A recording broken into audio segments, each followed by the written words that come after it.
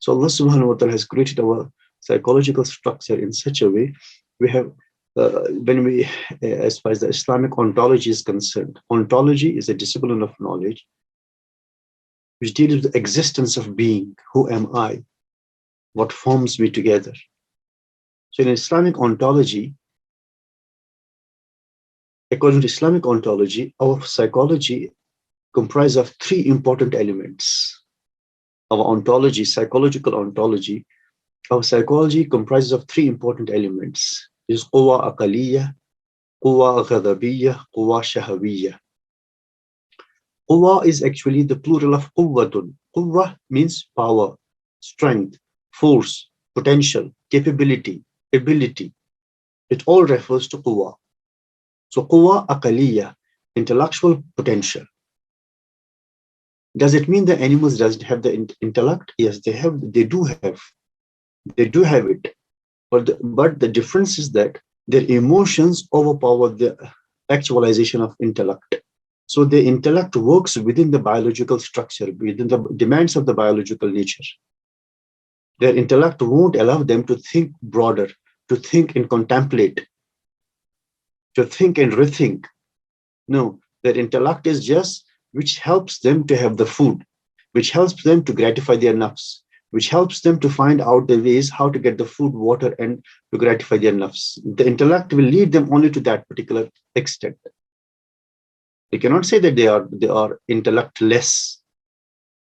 They are having the intellect, but their intellect is overpowered by the emotions, by the sentiments, and biological forces, biological potential, biological demands. So here, what distinguishes us from the animals is the quwa aqaliyya. Quwa aqaliyya, intellectual potential. Imam Al-Razi rahimahullah or Imam Ibn Khaldun also mentions that in the first stage of when we came to this world, at the early stage, when we were infants, before the maturity, at the level of our infancy, Imam Razi and Imam Ibn Khaldun says, rahimahullah, we and animals are same. There's no difference between the two. They are having the biological needs. We have the biological need. We are blessed with the intellect, but that time we cannot actualize our reason.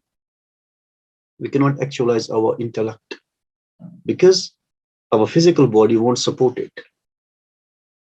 So it is kept dormant. And with the passage of time, this intellectual quwa aqaliyya are actualized with the passage of time.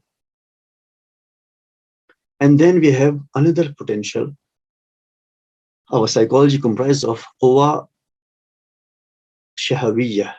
Quwa shahawiyya means desires. We have the shahwa. Shahwa means desire for wealth, desire for the sex, desire for position, desire for possessions. They are known as quwa shahawiyya. You see, the animals, they have quwa shahawiyya, but they are confined to the food, drink, and the sex. Three things only. Rest, desire for position, high position, desire for possession, we don't find such things in them. So the way Allah has created them, their sphere is all fixed. They cannot cross their ambit. They cannot cross their domain. So quwa shahawiyya, we can say desirous potential or potential to desire. So this is we can say this is found in the human beings, quwa shahawiyya, but it is in advanced form in the human beings than the animals. As far as angels are concerned, they don't have this quwa shahawiyya because they are not supposed to be tested.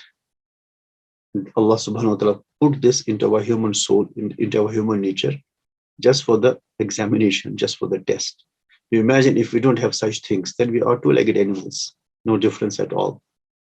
Finding the food to exist, find food to survive, and nothing else. Then there's third important thing in our human psychological structure, that is quwa ghadabiyya, potential based on anger. Animals do have the anger.